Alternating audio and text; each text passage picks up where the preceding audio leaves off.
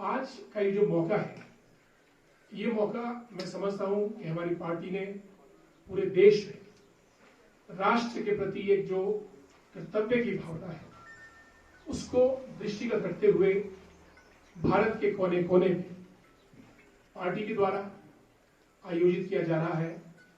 और सुबह ही माननीय नरेंद्र मोदी जी का ट्वीट उन शहीदों के प्रति, उन सोल्जर्स के प्रति हुआ जिन्होंने हंसते हंसते अपने प्राणों की बाजी मातृभूमि की रक्षा करने के लिए लगाई। साथियों, आपको पता है, अगर हम लोग यहाँ सुरक्षित हैं तो हम लोग किस वजह से, ये कोई कम बात नहीं है। और उस युद्ध में भारत अकेले लड़ा, अपनी तोपों से लड़ा, अपने जाबाजों से लड़ा, गोली बारूद से लड़ा, और आज हम सब लोग सुरक्षित हैं। देश का आज हमारा कर्तव्य है, हमारी पार्टी का ये कर्तव्य है, और माननीय नरेंद्र मोदी जी के नेतृत्व में आज हमारा एक एक कार्यकर्ता उन शहीदों के बलिदान को याद करता है। मैं इस मौके पे चंद शब्दों में अपनी बात कहूंगा। अगर आपको लता मंगेशकर जी का गाना याद है कि ऐ मेरे वतन के लोगों जरा आंखों में भर लो पानी, जो शहीद हुए उनकी जरा याद करो कुर्बानी।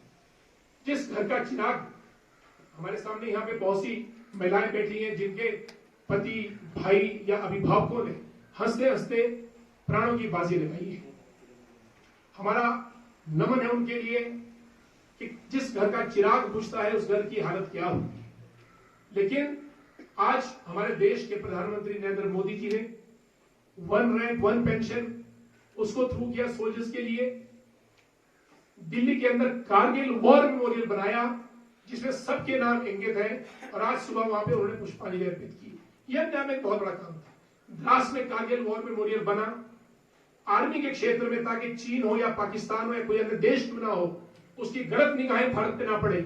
CDS, chief of defence services, पहली बार इस पोस्ट को क्रिएट किया, जो पोस्ट क्रिएट करने का जो पिछले 20 सालों से मांग चल रही थी।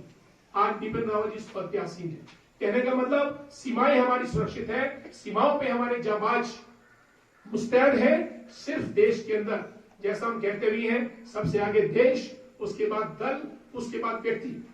और हम जो यहाँ पे एक छोटा सा कार्यक्रम हमने आयोजित किया, जिस कार्यक्रम की गरिमा आदरणीय अविनाश राय खन्ना जी की उपस्थिति से, आदरणीय संजय टंडन जी की उपस्थिति से हमारी और बड़ी है शिमला ग्रामीण की और शिमला जिला की। मैं समझता हूं कि हमारे एक छोटी सी श्रद्धांजलि कैप्टन विक्रम बत्रा के प्रति होगी, अमोल कालिया के प्रति होगी, राइफलमैन संजय कुमार के प्रति होगी, और भारत के प्रथम पीवीसी परमवीर चक्र सोमनाथ शर्मा मेजर हिमाचल प्रदेश के। जैसा कि दिनेश ठाकुर जी ने कहा, हिमाचल प्रदेश देवभूमि भी है, झुकने को हम 90 डिग्री पे झुक जाते हैं। हिमाचल प्रदेश वीर भूमि भी है, जहां अगर कोई हमको आंख दिखा के देखे तो उसका मुकाबला हम आंख दिखा के करते हैं। इस बात में संशय नहीं है। हिमाचल ने ये बात एक बार नहीं अनेकों बार जो है वो साबित की। अभी 7 दिन पहले भी कोई हिमाचल प्रदेश के अंदर सैनिक ने अपनी शहादत दी थी। ये अपने आप एक बोल जी गुमारवी। तो हिमाचल को इस बात का गर्व है। और अगर हम थोड़ा पीछे जाएं तो माननीय अटल बिहारी वाजपेयी जी ने, अगर आपको याद होगा, नारा दिया था, लाल बहादुर शास्त्री जी ने किसी दौर में दिया था कि जय जवान जय किसान, जवान की भी जय हो, किसान की भी जय हो। माननीय मोदी जी ने उस नारे, अटल बिहारी वाजपेयी जी ने उस नारे को थोड़ा आगे और खिसकाया, जय जवान जय किसान जय विज्ञान। क्योंकि जो पोखरण का ब्लास्ट था, अमेरिका ने अतिक्रमण किया, निगाहें थी अमेरिका की, उसके बावजूद कलाम जी हमारे राष्ट्रपति थे, पोखरण का विस्फोट हुआ ताकि हमारी सीमाएं सुरक्षित रहे। और आज की तारीख में मैं समझता हूं ये बात हमको प्रसारित करनी चाहिए कि जितना सैनिकों के रख रखाव के लिए जूते से लेकर टोपी तक, अस्त्र शस्त्र, गोला बारूद, राफेल की बात हो, किसी हवाई जहाज की बात हो, जितना सुदृढ़ आर्मी को नरेंद्र मोदी जी ने किया, भारत के इतिहास में किसी और प्रधानमंत्री ने भारतीय सेना को इतना मजबूत नहीं।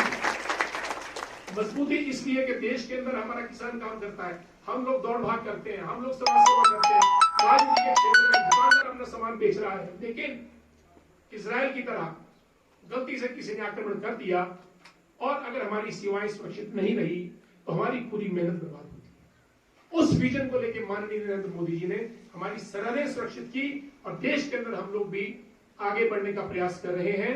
और एक वो बहुत ही मशहूर चंद अल्फाज है यूनान, मिस्र, रोमा सब मिट गए जहां से है, मगर बाकी अंतिम निशान हमारा कुछ बात है कि हस्ती मिटती नहीं हमारी, दौरे जमा हमारा। कहने का मतलब भारत 5000 वर्ष पूर्व की सभ्यता है, उससे भी पहले लाखों अगर आप सनातन धर्म में जाए, हमने किसी भी कभी आक्रमण नहीं किया। आप विकिपीडिया गूगल में जाएं, भारत एक ऐसा देश है जिसने कभी किसी पर आक्रमण नहीं किया। ये बुद्ध की धरती है, गांधी की धरती है, अहिंसा की धरती है।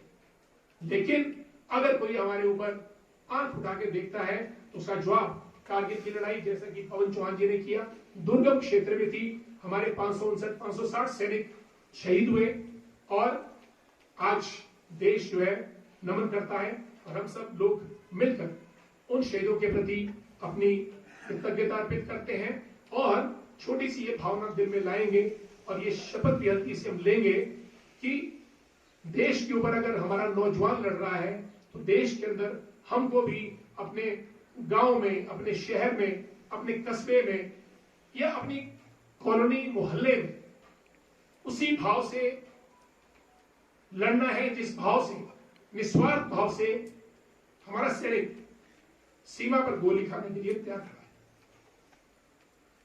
यह अपने हमें बहुत बड़ी बात है, और अगर हम इस बात को लेकर आगे चलेंगे, मैं समझता हूं भारत जो सोने की चिड़िया हुआ करती थी, और जिस लाइन में माननीय प्रधानमंत्री मोदी जी देश को आगे बढ़ाया, आत्मनिर्भर भारत और विश्व शक्ति, विश्व गुरु, हम सब शायद मिलकर वहां पहुंचेंगे। हम सब मिलकर शहीदों के प्रति अपनी विनम्र श्रद्धांजलि अर्पित करते हैं, और शहीदों की चिताओं पे लगेंगे हर वर्ष मेले। वतन पे मिटने वालों का यही अंतिम निशान होगा। हमको हमेशा कृतज्ञ भाव से इनको अपनी पुष्पांजलि अर्पित करनी है। धन्यवाद। जय हिंद, जय भारत।